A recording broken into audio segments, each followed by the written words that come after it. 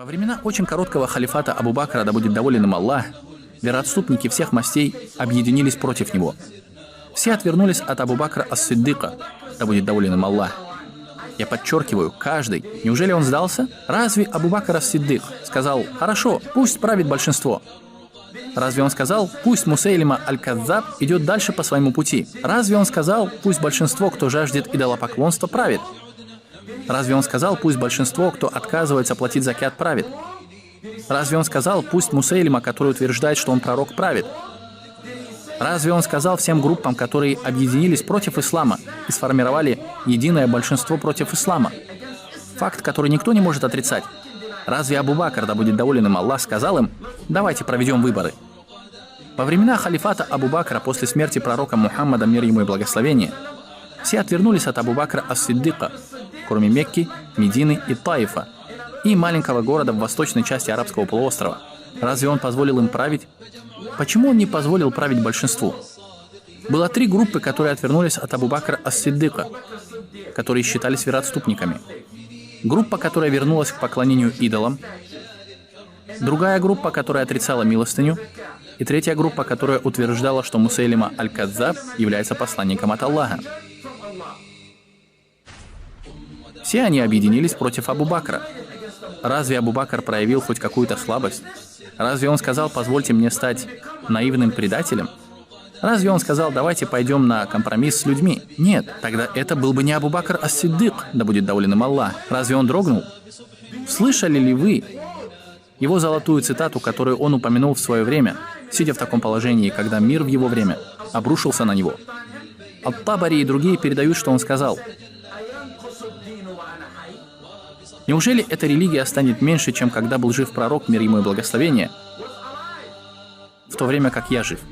Либо это будет так, как это было во времена пророка, мир ему и благословение, либо я буду мертвым».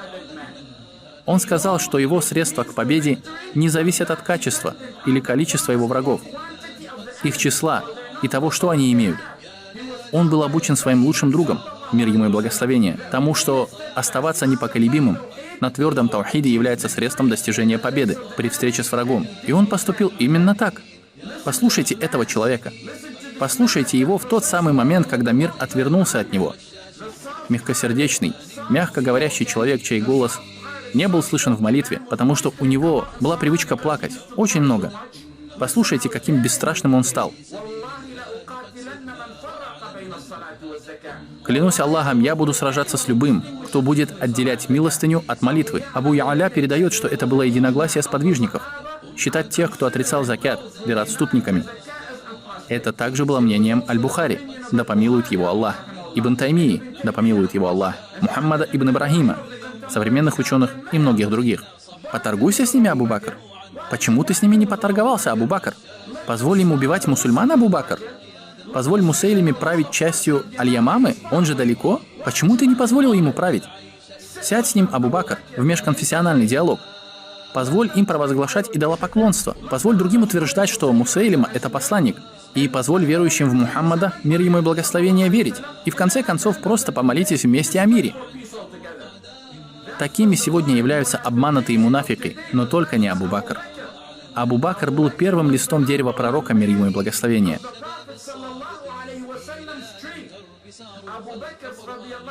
Пророк, мир ему и благословение, взращивал львов таухида, а не эмоциональных, неустойчивых кур из курятника.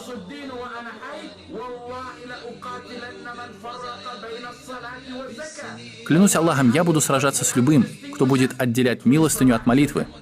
Клянусь Аллахом, если они откажутся отдать мне хотя бы верблюжьи путы, которые они отдавали посланнику Аллаха, да благословит его Аллах и приветствует, я стану сражаться с ними из-за этих пут.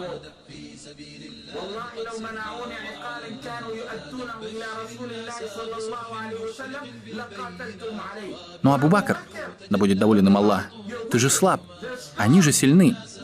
Годы спустя после смерти Абу Бакра, да будет доволен им Аллах, Умар в достоверном хадисе, переданном Ат-Табари и другими, сказал: «Я хочу, чтобы вся моя жизнь из благих поступков была равноценна деяниям Абу Бакра в тот день, когда он спас ислам от вероотступников». Он имел в виду, что я хотел бы, чтобы все, что я когда-либо сделал, было равносильно дню, когда Абу Бакр твердо стоял против вероотступников, спасая эту умму. Недопустима слабость в чистом таухиде. Критерии изменяются, потому что с чистым истинным таухидом критерии обращены к небесам, и те, в свою очередь, никто не в состоянии объяснить.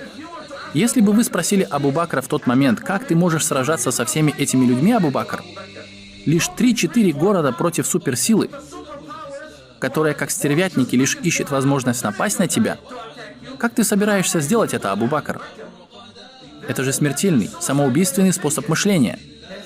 Ответом его было то, что его лучший друг укрепил в нем за 12 лет до этого, когда они вместе были в мрачной пещере. Когда они были в пещере, 2 мужчин с наградой за их головы, и каждый был в погоне за ними. Абу Бакр, да будет доволен им Аллах, переживал за своего лучшего друга, мир ему и благословение. Его друг обучил его в этой пещере. Не печалься, не переживай, не бойся. Аллах с нами. Это и есть таухид. Аллах с нами. Что ты думаешь о 2, с которыми третий Аллах? Он укрепил таухид в нем. Если Аллах с тобой, кто будет против тебя? Кто посмеет быть против тебя? А если Аллах будет против вас, кто посмеет быть с вами? Что произошло? Что произошло, когда Абу Бакр остался твердым на таухиде, и в принципе они поклоняются мне и не приобщаются товарищей ко мне? В самые трудные времена, что когда-либо видела эта умма. Когда он оставался стойким на таухиде, он знал, что будут испытания. Он знал, что будет проверка. Знал, что некоторые сахабы будут избраны, чтобы стать мучениками. Но это лишь составная часть этого пути. Это часть нашего пути. Он прошел испытание на стойкость, несмотря на трудности, с которыми он столкнулся. Но каков был итог? Он не только восстановил полный контроль, без всяких компромиссов, над вероотступниками, над отрицающими закят, над поклоняющимися идолам и всеми теми, кто отрекся от него. Но это было не все. Он также расширился. Халид ибн аль-Валид находился в Персии и Иране. С другой стороны, Абу Убайда, да будет доволен им Аллах, был в Биляд аш-Шам. Амру ибн аль-Ас был в Египте. И все это менее чем за 2 года, 3 месяца и несколько считанных дней. Такой продолжительности был халифат Абу Бакра ас-Сиддика. Сегодня, с недостатком таухида, они десятилетиями дезориентированы и озадачены. Ищут врага, чтобы обнять, или врага, который поймет их, или даже врага, который похлопает их по спине. Я спрашиваю у вас ради Аллаха, оставалась бы Палестина в том статусе, в котором она существует сегодня в течение 70 лет, если бы Абу Бакр был живым?